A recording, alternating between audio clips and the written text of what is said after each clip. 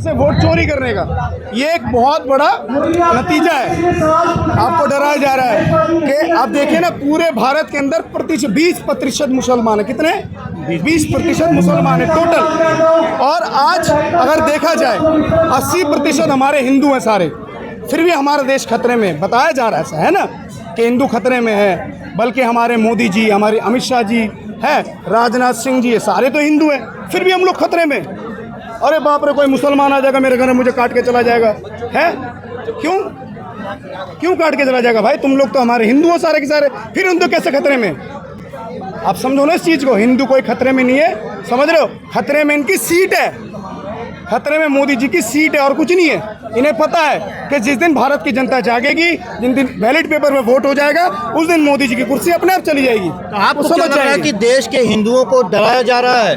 Sir, देश के हिंदुओं को नहीं डरा जा रहा, सबको पता है, पूरे देश के जनता को पता है कि जब तक ईवीएम रहेगा तब तक ये बीजेपी पार्टी रहेगी।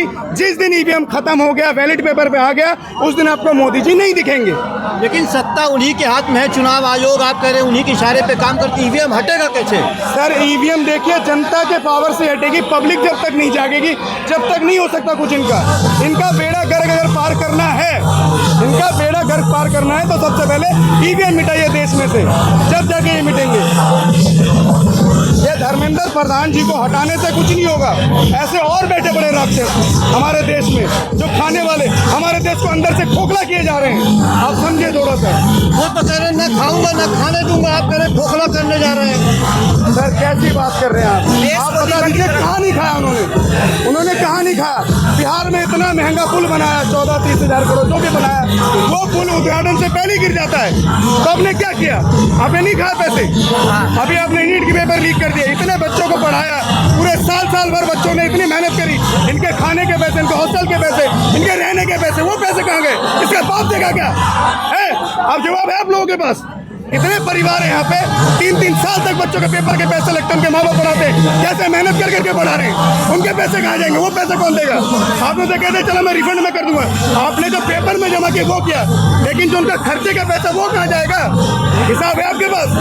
ये हजारों करोड़ों की चोरी है। सिर्फ धर्मेंद्र प्रधान जो है, इसे हटाने से कुछ नहीं होगा। पूरा देश को बदलना पड़ेगा, देश के युवाओं को जागना पड़ेगा, जब जाके हमारे देश में सुधार आएगी। लेकिन मोदी जी तो कह रहे हैं मैं पूरा देश मेरा परिवार है, मैं पूरे देश के दर्द को समझता हूं। उनका परिवार जो है अडानी अंबानी है, और कोई परिवार नहीं है। आप लोग समझदार हैं, आपको सब पता है, लेकिन कोई लोडी मीडिया नहीं है। बेचारे मीडिया का मुंह बंद है, मीडिया इस बारे में नहीं बोल सकती। उसे पता है अगर मैं बोलने जाऊंगा तो मेरा बेड़ा खत्म। आप समझो, कोई मीडिया बेचारे लोधी मीडिया नहीं है, मीडिया को गाली देने से कोई फायदा नहीं है, उनके जुबान पे लगाम है। आप समझो, यानी लगाम किसने लगाया है?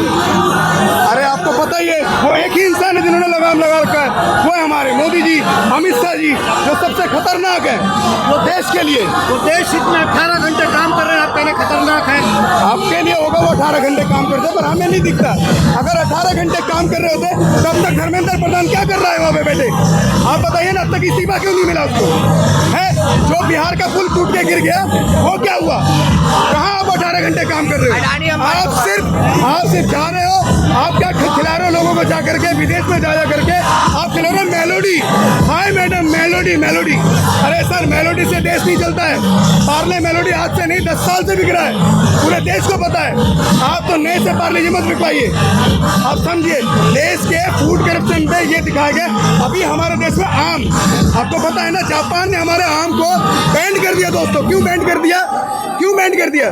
क्योंकि यूरिया खाद वगैरह से इन चीज़ों को बनाया जा रहा है, ऊपर से पकाने के लिए कई सारे केमिकल्स वगैरह डाले जा रहे हैं, जिसके कारण वहाँ की कंपनी ने तो उसको टेस्ट किया, वो गंदा निकल गया, सड़ा हुआ निकल गया हमारे देश का आम। तो इसीलिए मोदी जी क्या कहते हैं, भाइयों बहनों आम खाओ है, और वो आम ही खिला रहे हैं हमें। लेकिन आप विदेशी दौरों पर सवाल खड़ा कर रहे हैं, तो देश का मान सम्मान बढ़ाने के लिए ही तो विदेश जा रहे हैं मोदी जी।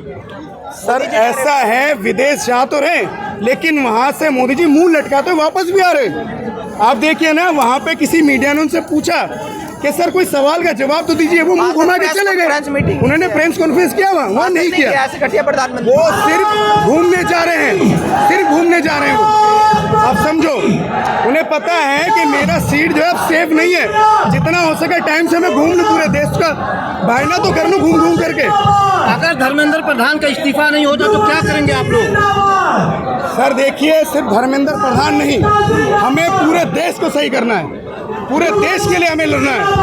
आप लोग समझिए, हमारे भारत को, हमारे देश को दोबारा आगे लेके जाना है। तो कैसे देश सही होगा? सर जब तक युवा नहीं जागेगा पूरे भारत का, तब तक नहीं हो पाएगा।